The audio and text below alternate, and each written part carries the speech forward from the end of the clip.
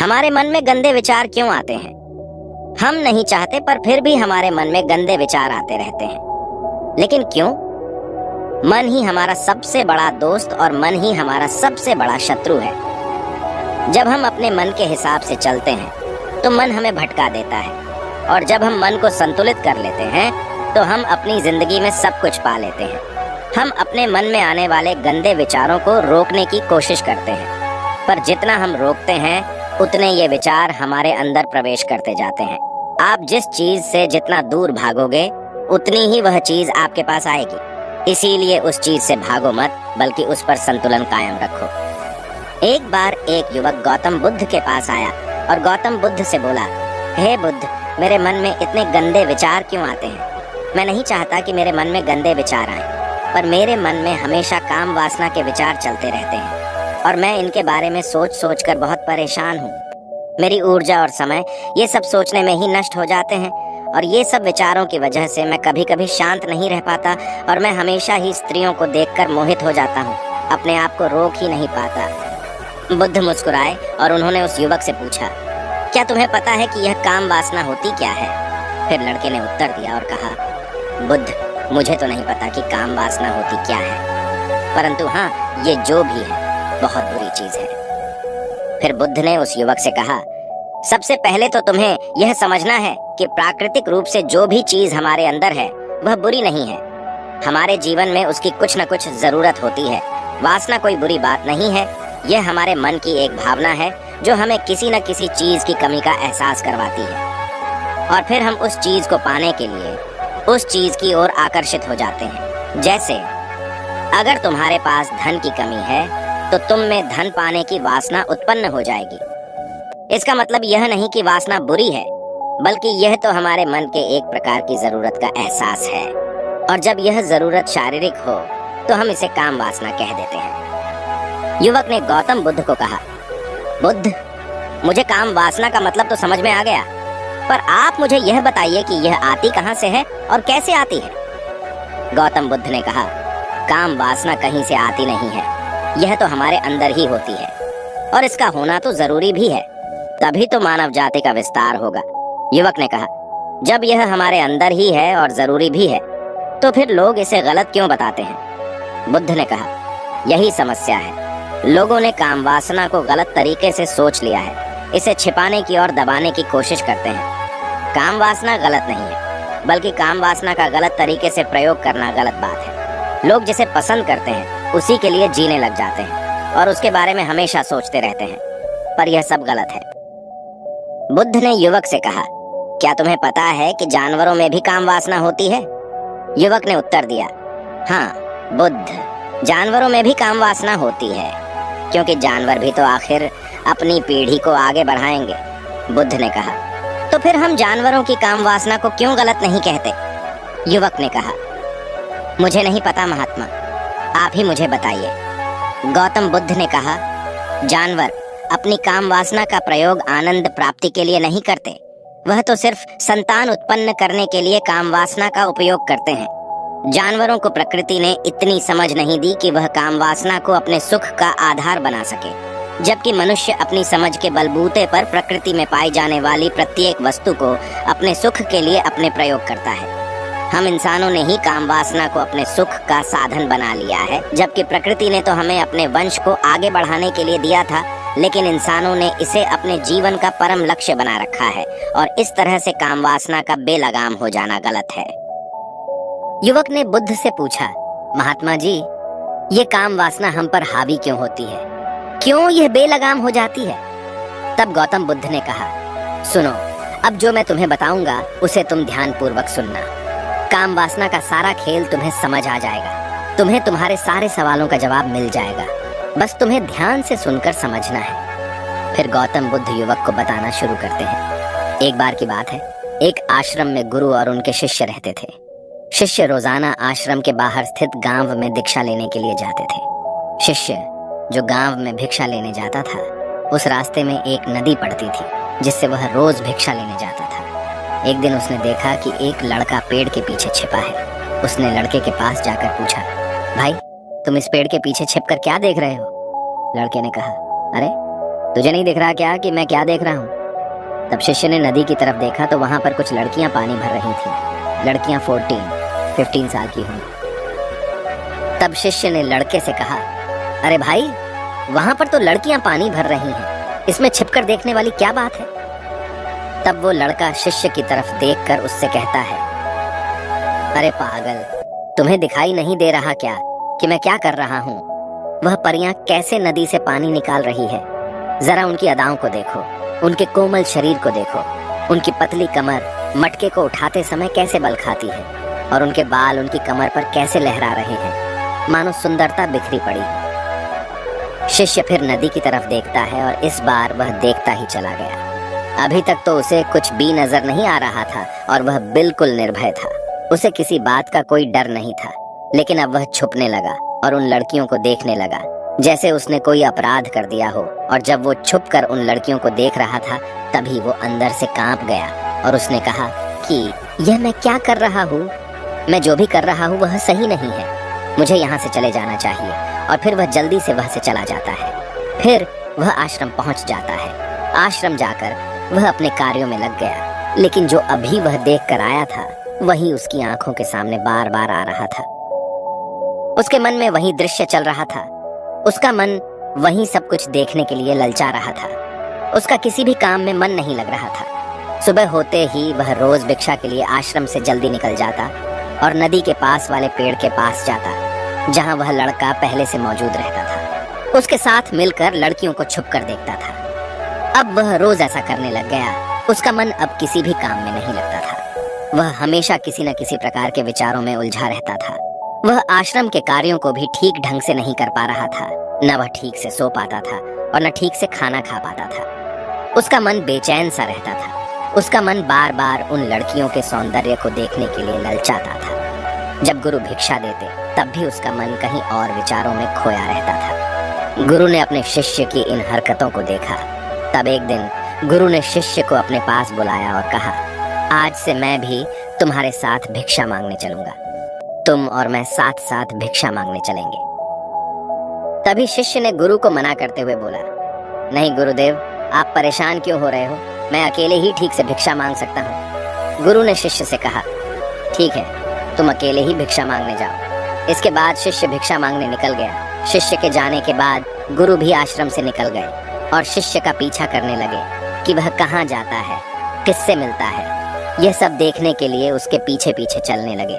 थोड़ी दूर जाने के बाद गुरु ने देखा कि उनका शिष्य एक लड़के के साथ एक पेड़ के पीछे अपराधी की तरह छिपा हुआ है और छिपकर कुछ देख रहा है। गुरु भी अपने शिष्य के पीछे जाकर खड़े हो गए, यह देखने के लिए कि आखिर उनका शिष्य क्या देख रहा है, जिसके लिए वह पेड़ के पीछे अपराधियों की तरह छिपा पड़ा है। गुरु ने देखा कि उनका शिष्य पेड़ के पीछे छिपकर लड़कियों को देख रहा है जो नदी से पानी भर रही है। तभी गुरु ने शिष्य से कहा, क्या तुम लड़कियों से भी भिक्षा लोगे? गुरु की आवाज सुनकर शिष्य का मन घबराया और उसके पसीने छूटने लगे। वह थर थर कांप रहा था, जैसे किसी चोर को पकड़ते समय रंगे हाथों पकड़ लिया हो। उसकी हालत खराब हो गई। वह कुछ भी नहीं बोल पा रहा था। वह लड़का जो शिष्य के साथ था वहां से भाग गया, जिससे शिष्य और भी घबरा गया था। उसके मुंह से कुछ टूटे फूटे शब्द ही निकल रहे थे। वह अपने गुरु से भी नजर मिलाने का साहस नहीं कर पा रहा था। गुरु ने शिष्य की ओर देखा और कहा, मेरा शिष्य तो निर्भय है, उसे तो किसी भी चीज का डर नहीं है, लेकिन ये क्या, तुम तो डर के मारे कांप रहे हो।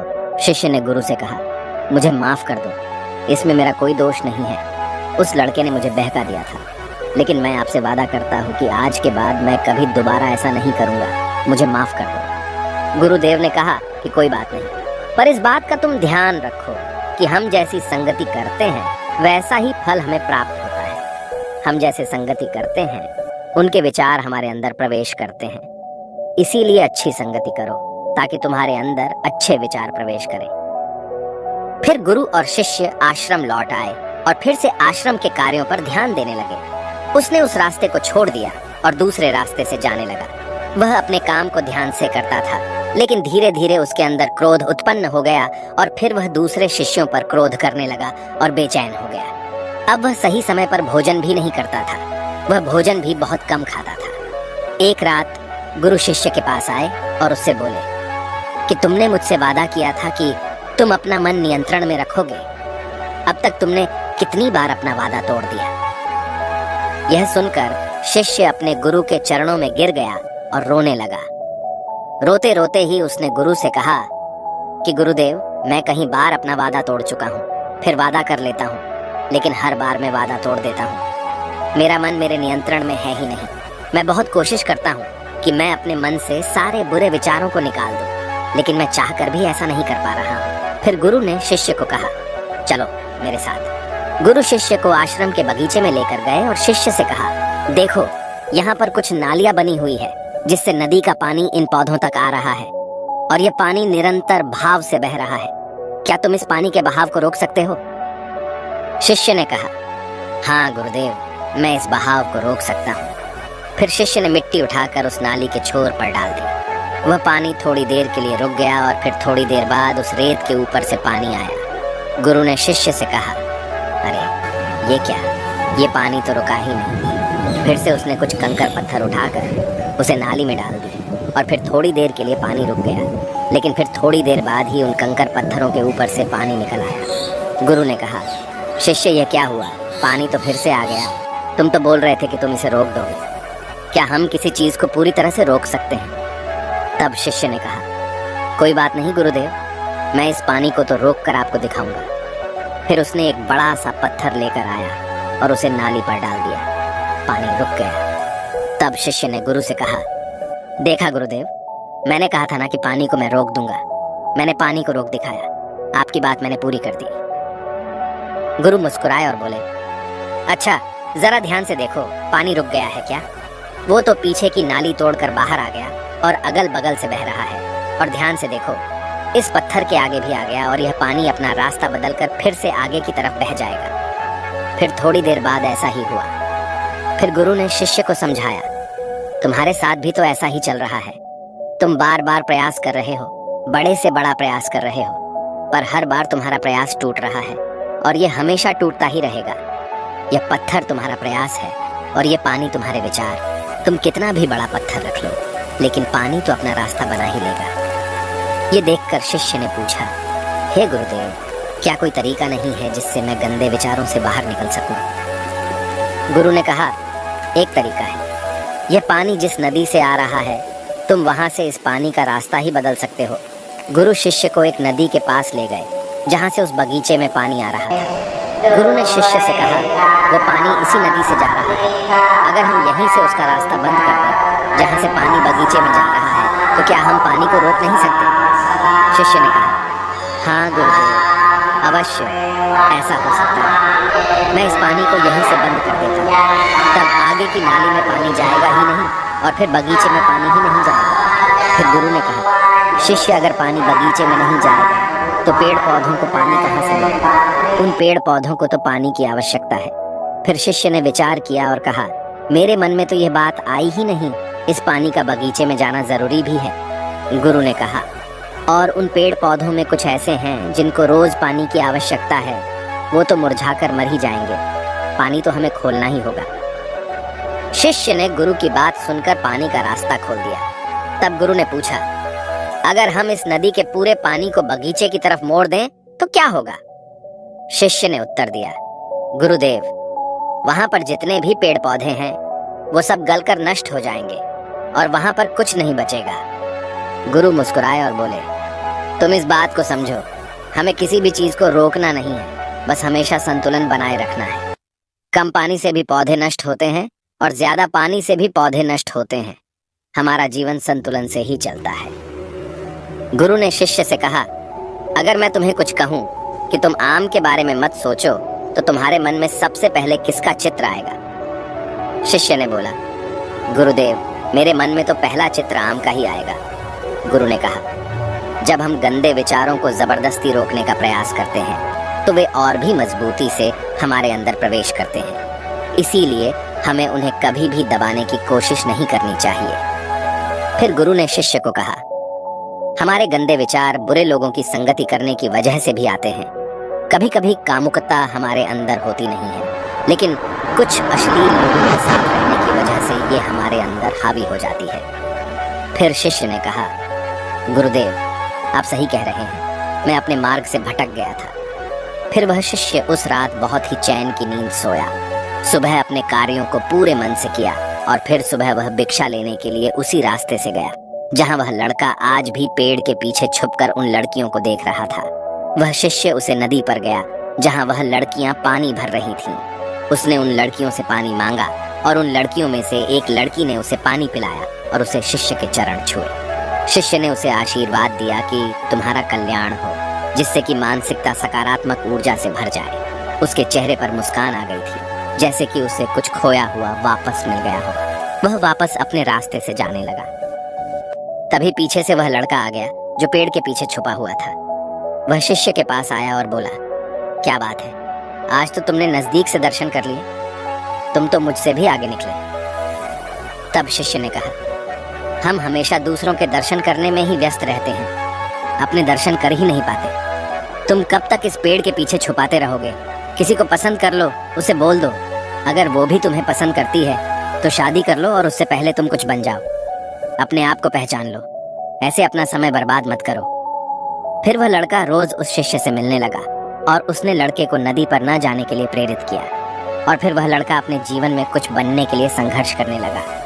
तो तुमने देखा कि संगति का असर क्या होता है। अपनी संगति बदलो, अपने विचार बदलो। गुरु ने शिष्य से पूछा, क्या तुम्हें अपने सभी सवालों का उत्तर मिल गया? तब शिष्य ने कहा, हाँ महात्मा जी, आपका धन्यवाद। तब गुरु ने शिष्य से कहा कि जब तुम्हारे मन में गंदे विचार आए तब तुम अपने आप को दोषी मत मानो। यह शरीर है और यह सब इसने हजारों वर्षों से सीखा है। एक केवल तुम्हारे सोच लेने से या शपथ लेने से ये टूटने वाला है नहीं, लेकिन तुम्हारे पास वो शक्ति है, वो ऊर्जा है जिसका तुम्हें संतुलन उपयोग करना है। तुम एक जीवित ऊर्जा हो जो कुछ भी अनुभव करने के लिए स्वतंत्र है। इसीलिए तुम अपने आप को पहचानो। इस कहानी से हमें यह सीख मिलती है कि हमारे विचारों का महत्व कितना अधिक होता है। हमारे विचार ही हमारे भविष्य की दिशा को निर्धारित करते हैं। हमें सकारात्मक विचारों को अपने मन में पूरी शक्ति के साथ अपनाना